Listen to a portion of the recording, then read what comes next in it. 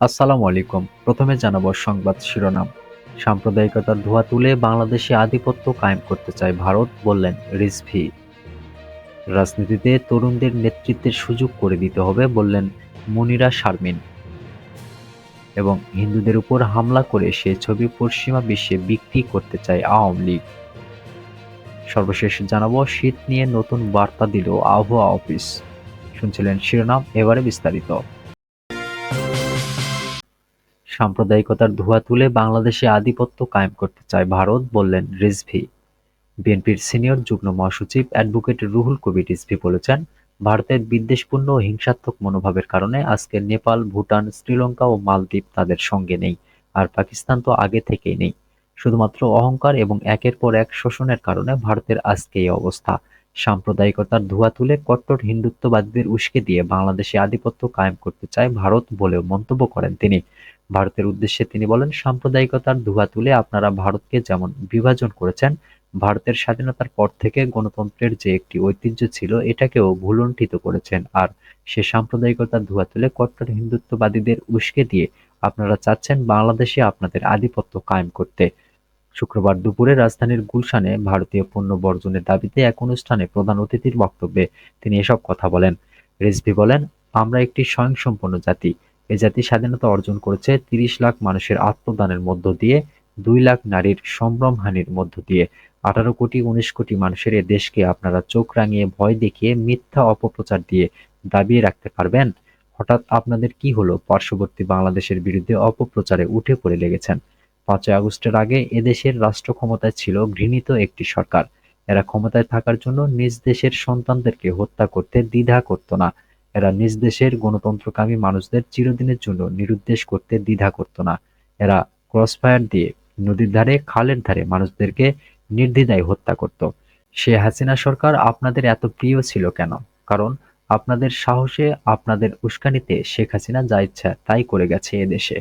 তিনি আরো বলেন, তাদের ভোটের দরকার হতো না। শেখ হাসিনার অধীনে যে ভোটগুলো হয়েছে সে ভোটগুলো হয়েছে ভোটারবিহীন। যে ভোটের এক একটা নাম আছে ভোটার শূন্য ভোট, মিডনাইট ভোট, আরো অনেক কিছু। রাজনীতিতে তরুণদের নেতৃত্বের সুযোগ করে দিতে হবে, বললেন মুনিরা শারমিন। বৈষম্যবিরোধী ছাত্র আন্দোলনের কেন্দ্রীয় প্রতিনিধি মুনিরা শারমিন বলেছেন, রাজনীতিতে তরুণদের নেতৃত্বের সুযোগ করে দিতে হবে। তিনি বলেছেন, আমাদের সিনিয়র যারা রাজনীতিবিদ আছেন তাদের সেটা বুঝতে হবে এবং জায়গা ছেড়ে দিতে হবে। কেননা তরুণ নেতৃত্ব না এলে বাংলাদেশের পরিবর্তন হবে না। এটা আমরা গত ৫৩ বছর দেখেছি। রাজনীতিবিদেরা এই জায়গাতে খুবই সংকীর্ণ মনোভাব দেখিয়েছেন। আমরা চাই তরুণ নেতৃত্বে বাংলাদেশ এগিয়ে যাবে। শুক্রবার দুপুরে নাটোর জেলা পরিষদ অডিটোরিয়ামে জাতীয় নাগরিক কমিটির মতবিনিময় সভা একথা বলেন মুনিরা শারমিন। তিনি বলেন, আমরা থানাসহ বিভিন্ন পর্যায়ে কমিটি গঠন করব যাতে তরুণরা তৃণমূল থেকে রাজনৈতিকভাবে সবাইকে সচেতন করতে পারেন। এই রাজনীতি কোনো চাঁদাবাজের হাতে তুলে দেওয়া যাবে না। তরুণদের অবশ্যই রাজনীতিতে এগিয়ে আসতে হবে উল্লেখ করে মুনিরা শারমিন বলেন, ছাত্র আন্দোলনে আমরা বুলেটের ভয় পাইনি, এখন আমাদের ব্যালটের ভয় দেখিয়ে লাভ নেই। ছাত্রনেতা তৌফিক রিয়াজের সভাপতিত্বে সভায় আরও বক্তব্য রাখেন জাতীয় নাগরিক কমিটির কেন্দ্রীয় সদস্য সাইদ মোস্তাফিজ। সাইদ মোস্তাফিজ বলেন, বৈষম্যবিরোধী ছাত্র আন্দোলনের সময় নাটোরের কুলাঙ্গার জুনায়েদ আহমেদ পলকের ভূমিকা অত্যন্ত নিন্দনীয় ছিল। তার এই ভূমিকাতে নাটোরবাসী লজ্জিত, তার লোক দেখানো উন্নয়নে অপকর্মগুলো ধামাচাপায় থাকত। আমরা চাই তরুণরা রাজনীতিতে যুক্ত হোক। বাংলাদেশে আমরা সম্প্রীতি বজায় রেখে সব ধর্মের মানুষ ফ্যাসিবাদের বিরুদ্ধে ঐক্যবদ্ধ থাকব। হিন্দুদের উপর হামলা করে সেই ছবি পশ্চিমা বিশ্বে বিক্রি করতে চায় আওয়ামী লীগ। গণসংহতি আন্দোলনের প্রধান সমন্বয়কারী জুনায়েদ সাকি বলেছেন, ফ্যাসিস্টদের শক্তি খুব একটা বেশি না। ভারতের শক্তিতে শক্তিশালী হয়ে এখন তারা নানা ষড়যন্ত্র করছে। আওয়ামী লীগ এখন হিন্দু সম্প্রদায়ের উপর হামলা করে সেই ছবি পশ্চিমা বিশ্বে বিক্রি করতে চায়। এই ষড়যন্ত্র আমাদের মোকাবেলা করতে হবে। শুক্রবার বিকেলে গাজীপুরের চান্দনা চৌরাস্তা এলাকায় গণসংহতি আন্দোলনের আয়োজনে গণসংলাপ অনুষ্ঠানে প্রধান অতিথির বক্তব্যে তিনি এসব কথা বলেন। জুনায়েদ সাকি বলেন, মুসলমানদের সংখ্যা বেশি, কাজে তাদের দায়িত্বও বেশি। সমস্ত ধর্মের মানুষকে ঐক্যবদ্ধ রাখতে হবে। তাদের কেউ যেন বঞ্চনার শিকার না হয়। বাংলাদেশে যদি একজন হিন্দু, বৌদ্ধ, খ্রিস্টান কোনোভাবে অপমানিত হয়, আক্রান্ত হয়, তাহলে এটা মুসলমানদের জন্য গর্বের ব্যাপার মোটেই না। কাজে আমাদেরকে ঐক্যবদ্ধ থাকতে হবে। ফ্যাসিস্টরা তারা নিজেরা ক্ষমতায় ফেরার স্বপ্ন বাস্তবায়ন করতে চায়। আমরা তাদের পরিষ্কারভাবে বলি, এই দেশের ছাত্র জনতাকে, আমাদের সন্তানদেরকে খুন করে পালিয়ে গিয়ে দেশের বিরুদ্ধে ষড়যন্ত্র করছেন।